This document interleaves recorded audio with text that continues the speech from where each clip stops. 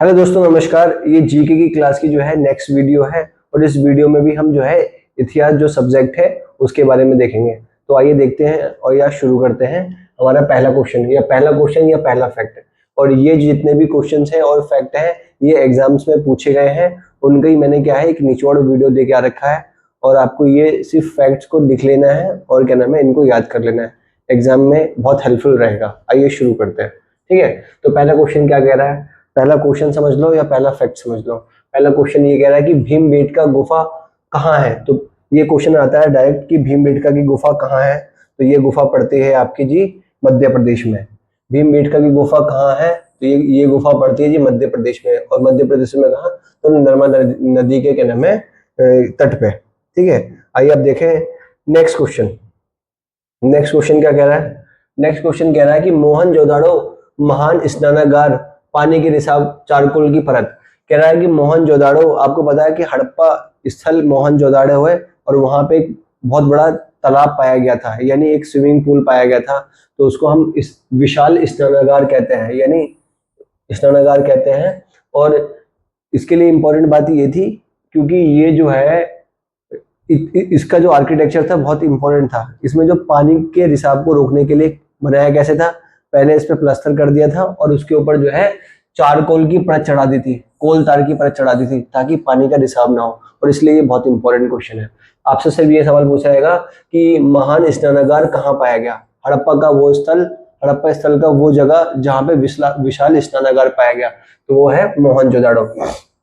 अब next question ये है कि अग्निकुंड, अग्निकुंड कहाँ कहाँ मिले हैं। तो अग्निकुंड जो है दो जगह मिले हैं, कालीबंगा में और लोथल में। ठीक है, ये भी आपको फैक्ट के रूप में याद करना है क्योंकि इसमें सारे फैक्ट ही हैं, आपको फैक्ट के रूप में याद रखना है। दिल्ली पुलिस में और एसएससी जीडी में फैक्ट ही पूछे जाते हैं। अगर ये आप फैक्ट याद कर लेंगे तो आपको बहुत मदद मिलेगी एग्जाम में जीके की उस सेक्शन में अच्छा करने के लिए।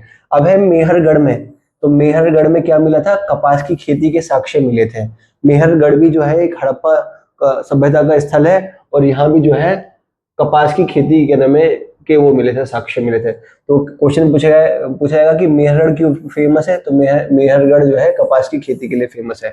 अब नेक्स्ट क्वेश्चन ये है कि जो है वेद कितने प्रकार के होते हैं। तो आपको पता है वेद होते हैं 4 प्रकार के लिए, लेकिन वेदों से इंपॉर्टेंट क्वेश्चन क्या आता है कि इनका सीक्वेंस क्या है, यानी ये किस कैसे कैसे पाएगा, ये किस कालक्रम में पाएगा। तो ये आपको याद रखना है। पहले आता है ऋग्वेद, ऋग्वेद के बाद सामवेद, फिर यजुर्वेद और अथर्ववेद। ये इसका क्रम पूछा जाता है और मैंने इसको क्रम में ही लिखा हुआ है। पहले आया ऋग्वेद, उसके बाद आया सामवेद, फिर आया यजुर्वेद, फिर आया अथर्ववेद। ठीक है, ऋग्वेद, सामवेद, यजुर्वेद, अथर्ववेद। अब ऋग्वेद से सबसे ज्यादा क्वेश्चन पूछे जाते हैं। तो ऋग्वेद से क्या क्वेश्चन पूछे जाते हैं कि सबसे पुराना वेद कौन सा है। तो सबसे पुराना वेद है ऋग्वेद। क्वेश्चन आपको याद रख लेना है कि सबसे पुराना वेद कौन सा है, ऋग्वेद है।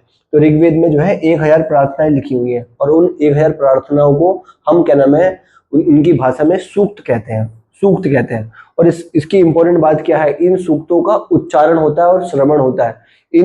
इनको जो है पढ़ा नहीं जाता है, यानी जो भी ये सूत्र लिखे हुए हैं, जो भी ये सूत्र लिखे हैं या प्रार्थनाएं लिखी हुई हैं, इन प्रार्थनाओं को जो सूक्त कहा जाता है, ये इनको पढ़ा नहीं जाता है, इनका उच्चारण किया जाता है, बोल बोल के या सुना जाता है। ठीक है, जैसे अब देखते हैं नेक्स्ट में कि ऋग्वेद में 3 देवता महत्वपूर्ण है। तो ऋग्वेद से सबसे ज्यादा क्वेश्चन आते हैं। तो पूछा है कि ऋग्वेद में कितने देवताओं का वर्णन है। तो ऋग्वेद में 3 देवताओं का वर्णन है। एक है हमारे अग्नि देवता का, अग्नि देवता का। तो वो है हमारे आग के देवता। ठीक है जी, अग्नि देवता वो है हमारे अग्नि देवता। और दूसरे है हमारे इंद्र देवता। इंद्र जो है वो युद्ध के देवता कहलाते हैं। और तीसरी चीज है जो हमारे सोम, सोम जो है एक तरह का पौधा होता है जिससे एक खास तरह का जो है पेय पदार्थ बनाया जाता है। ठीक है, आपको पूछेगा कि ऋग्वेद में कितने देवता महत्वपूर्ण है। तो ऋग्वेद में 3 देवता महत्वपूर्ण है, एक है अग्नि, एक है इंद्र और एक है सोम। और ऑप्शन में ये कहेगा कि इनमें से कौन सा क्या नाम है ऋग्वेद से संबंधित नहीं है। तो ये 3 ऑप्शन को हटा के बाकी जो चौथा ऑप्शन होगा वो नहीं होगा। ठीक है, अब है पूछा था कि ऋग्वेद की भाषा कौन सी है। तो ऋग्वेद की भाषा होती है वैदिक संस्कृत। सीधे सीधे सवाल आएगा कि ऋग्वेद की भाषा क्या है, तो वो है वैदिक संस्कृत। ठीक है, अब है ये है ऋग्वेद की प्रार्थनाओं में सरस्वती, सिंधु और उसकी सहायक नदियों का उल्लेख है। ऋग्वेद की उसमें प्रार्थनाओं में या सूक्त में जो सरस्वती और जो है सिंधु वे उसकी सहायक नदियों का उल्लेख है, और जो गंगा और यमुना जो है उसका सिर्फ एक ही बार उल्लेख किया गया है ऋग्वेद में। क्वेश्चन पूछेगा कि कौन सी नदियां ऐसी हैं जिनका सिर्फ एक ही बार उल्लेख किया गया है ऋग्वेद में, तो वो है हमारी गंगा और यमुना। ठीक है, आगे देखते हैं। अब बौद्ध धर्म से भी क्वेश्चन पूछा जाता है, तो बौद्ध धर्म से क्या क्वेश्चन पूछा जाता है कि बौद्ध धर्म के संस्थापक कौन थे। आपको पता है कि बौद्ध धर्म के संस्थापक थे सिद्धार्थ, जिनका बचपन का नाम सिद्धार्थ था, और उनको आगे चल के गौतम कहा गया। ठीक है, और ये क्षत्रिय थे और जो शाक्य गण से संबंधित थे। क्वेश्चन आएगा कि बौद्ध धर्म के संस्थापक कौन थे, सिद्धार्थ, जिनको कहने में गौतम भी कहा जाता है, और ये क्षत्रिय थे और ये शाक्य गण से संबंधित थे। इन्होंने जो अपना पहला उपदेश दिया था वो सारनाथ में दिया था, और जो इन्होंने जो भाषा का इस्तेमाल की थी वो पाली भाषा का इस्तेमाल किया था, और इनकी जो मृत्यु हुई थी वो कुशीनगर में हुई थी। सीधे सीधे सवाल आ सकता है, और ये इन्हीं फैक्टों से सवाल आए हैं क्या नाम है एग्जाम में, कि बौद्ध धर्म के संस्थापक कौन थे, उन्होंने किस भाषा का प्रयोग किया, उनकी क्या नाम है पहला उपदेश कहाँ था, उनकी मृत्यु कहाँ हुई है, वो कौन से उससे थे, वो कौन से गण से संबंधित थे, यही क्वेश्चन आएगा। ठीक है, ठीक है, आगे देखते हैं। तो पाणिनि एक विद्वान हुए, तो पाणिनि ने संस्कृत भाषा में व्याकरण की रचना की। तो क्वेश्चन ये पूछेगा कि पाणिनि ने किस भाषा में जो है संस्कृत व्याकरण की रचना की। और आपको पता है कि व्याकरण जो पाणिनि को ही व्याकरण के रचयिता कहा जाता है। ये आपने जो हिंदी में जितने भी व्याकरण, संस्कृत में जितने भी व्याकरण पढ़े हैं, तो ये व्याकरण किसने दिए हैं, तो ये दिए हैं हमारे पाणिनि ने। आपको फैक्ट पूछेगा कि पाणिनि ने किस चीज की रचना की है, तो वो व्याकरण की रचना की है, इसलिए उन्हें जो है व्याकरण के रचयिता कहा जाता है। अब हम देखते हैं जैन धर्म से भी कुछ ना कुछ क्वेश्चन आते हैं। तो जैन धर्म से कौन सा क्वेश्चन आता है कि जैन धर्म के जो सबसे इंपॉर्टेंट जो वो हुए तीर्थंकर हुए, ठीक है, तो वो हुए हमारे 24वें तीर्थंकर। 24वें तीर्थंकर कौन है, और यही जो अंतिम तीर्थंकर थे, इनका नाम था वर्धमान महावीर। ठीक है, जैन धर्म के 24वें तीर्थंकर कौन है या अंतिम तीर्थंकर कौन है, तो वो है वर्धमान महावीर। ठीक है, ये बज्जी संघ से संबंधित थे, इनका कुल था लच्छवी कुल था, ये क्षत्रिय थे, भाषा इन्होंने प्राकृतिक इस्तेमाल की। जैन शब्द कहाँ से आया है, जैन शब्द है जिन से निकला हुआ है, जिसका अर्थ है विजेता। तो कभी कभी पूछ लेगा कि जैन शब्द का क्या मतलब होता है, तो जैन शब्द का मतलब होता है विजेता। ठीक है, ठीक है, जैन धर्म की शिक्षा है, जो जैन धर्म की जो शिक्षा है वो गुजरात के बल्लभी नामक स्थान पर लिखी गई है। जितनी जैन धर्म से संबंधित जो भी शिक्षा है वो गुजरात के बल्लभी नामक स्थान पर लिखी गई है। और जैन तथा बौद्ध भिक्षुओं के शरण स्थल कौन क्या कहलाते हैं, वो बिहार कहलाते हैं।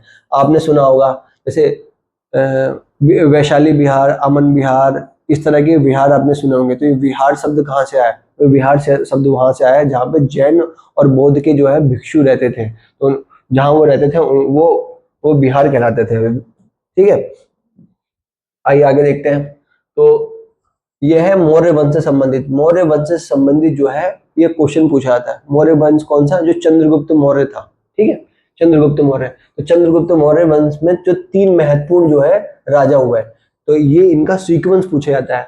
ये है चंद्रगुप्त मौर्य, फिर है बिंदुसार, फिर है अशोक। अशोक के जो पापा थे वो बिंदुसार थे, और बिंदुसार के पापा जो थे चंद्रगुप्त मौर्य थे। तो ये पूछा जाएगा कि सीक्वेंस में बताइए, तो पहले आएगा चंद्रगुप्त मौर्य, फिर उनका बेटा आएगा बिंदुसार, फिर आएगा अशोक। ये आपको एक सीक्वेंस में याद रखना है। यानी अशोक के पिता थे बिंदुसार, अशोक के दादा थे चंद्रगुप्त मौर्य।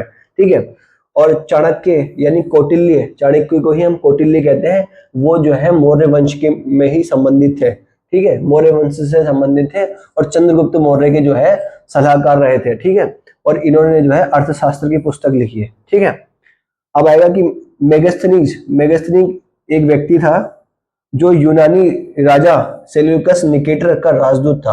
आपसे पूछा जाएगा कि सेल्यूकस निकेटर का जो राजदूत कौन था, वो था मेगास्थनीज। वो किसके शासनकाल में भारत आया, तो वो चंद्रगुप्त मौर्य के शासनकाल में जो है वो भारत में आया था। ठीक है, ये चंद्रगुप्त मौर्य से ये पूछे जाने वाले जो है इंपॉर्टेंट है। आइए आगे देखते हैं। तो आगे देखते हैं,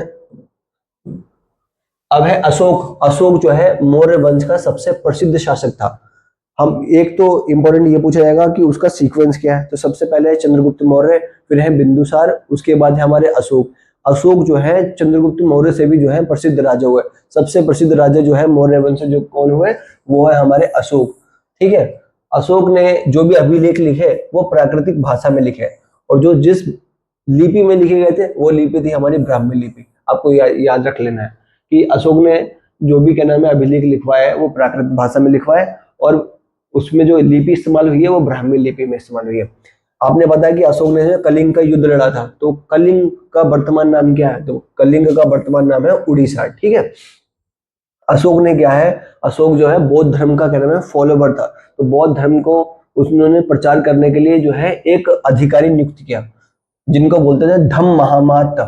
धम्म महामात वो अधिकारी थे जिन्होंने जो है धर्म को जो है धर्म की शिक्षा दी, और अलग अलग जगह जाकर क्वेश्चन ये पूछा जाएगा कि अशोक के शासनकाल के दौरान धर्म महामत नाम के अधिकारी कौन होते थे? तो धम्म महामत नाम के अधिकारी वो होते थे जो दूर अलग अलग जगह जाके धर्म का प्रचार करते थे, बौद्ध धर्म का प्रचार करते थे। ठीक है, ये धम्म महामत का जो है काम था।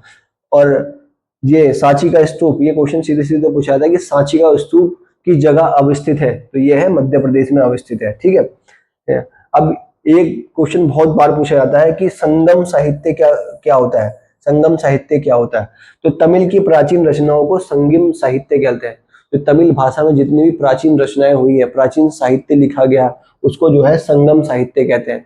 क्यों संगम साहित्य क्यों कहते हैं इसे? क्योंकि इन जो साहित्य का संकलन कब हुआ, जब जितने भी कवियों का सम्मेलन होता था, संगम होता था, तो उसी के संगम या सम्मेलन में इन साहित्यों की रचना होती थी, इसलिए इन्हें जो है संगम साहित्य कहा गया है। ठीक है, आगे देखते हैं। आगे देखते हैं।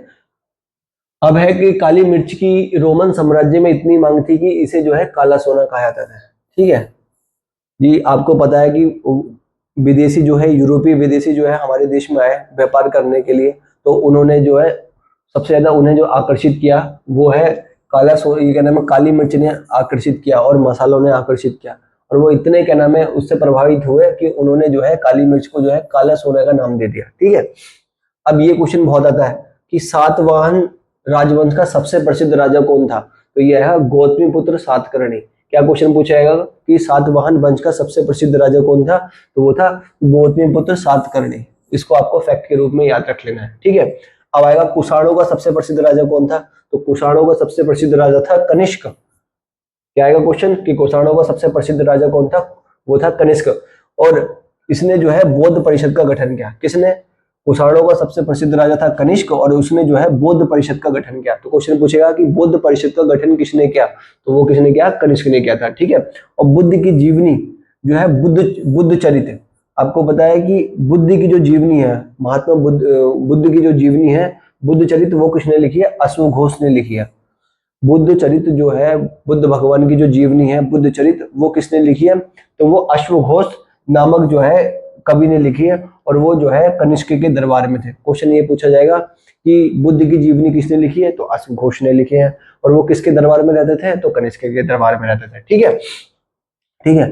अब आता है, एक तो देखो चंद्रगुप्त मौर्य वंश था, और एक है सिर्फ गुप्त वंश। ये गुप्त वंश उसके बहुत समय के बाद बना। ठीक है, तो ये है गुप्त वंश।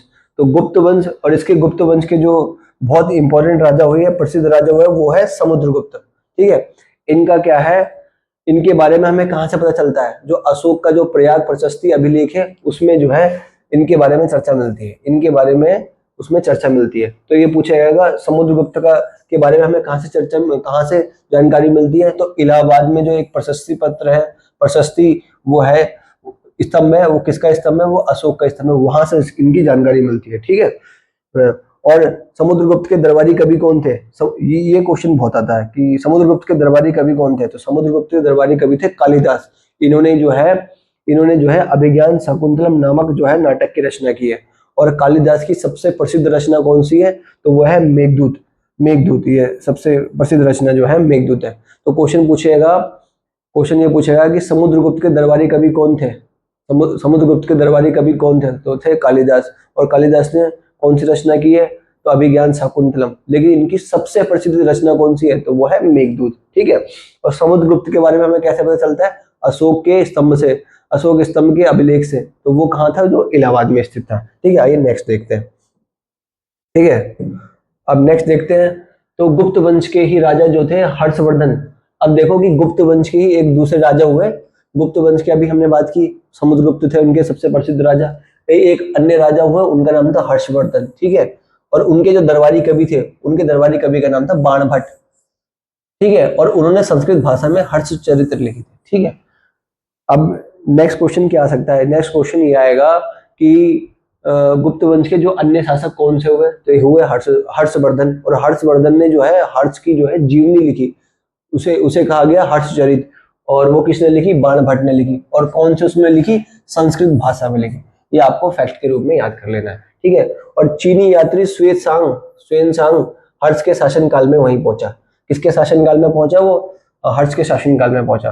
प्राचीन भारत में आयुर्वेद के दो प्रसिद्ध चिकित्सक हुए, आयुर्वेद की दो प्रसिद्ध चिकित्सक हुए, जिनका नाम था चरक और दूसरा था सुश्रुत। और चरक ने चरक संहिता लिखी है और सुश्रुत ने जो है सुश्रुत संहिता लिखी है, और दोनों में चिकित्सा की विधियों का वर्णन है, ठीक है। ये क्वेश्चन भी आपको फैक्ट के रूप में याद रख लेगा। ये क्वेश्चन ऐसे पूछेगा कि चरक और सुश्रुत ये कौन थे? तो ये थे प्रसिद्ध चिकित्सक थे, ठीक है, प्रसिद्ध चिकित्सक थे। इन्होंने आयुर्वेद के बारे में जो है इन्होंने जानकारी दी है। अब क्वेश्चन ये है कि पुराण का शाब्दिक अर्थ है, पुराण का शाब्दिक अर्थ होता है प्राचीन, ठीक है। पुराण का जो शाब्दिक अर्थ क्या है? पुराण का क्या मतलब होता है? वो होता है प्राचीन। पुराणों और महाभारत में दोनों ही व्यास नामक ऋषि ने लिखे थे। अब पूछा जाएगा कि पुराण और महाभारत किसने लिखे? पुराण और महाभारत किसने लिखे? तो पुराण और महाभारत लिखे थे हमारे जो व्यास नामक ऋषि ने लिखे, ठीक है। आइए नेक्स्ट देखते हैं।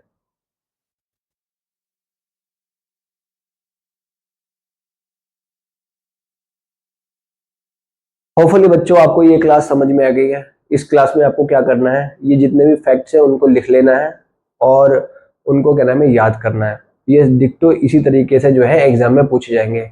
अगर आपको मेरी बात पर भरोसा नहीं है तो जब आप प्रीवियस ईयर क्वेश्चन लगाएंगे तो आपको जीके में ये क्वेश्चन रिपीटेडली मिल जाएंगे।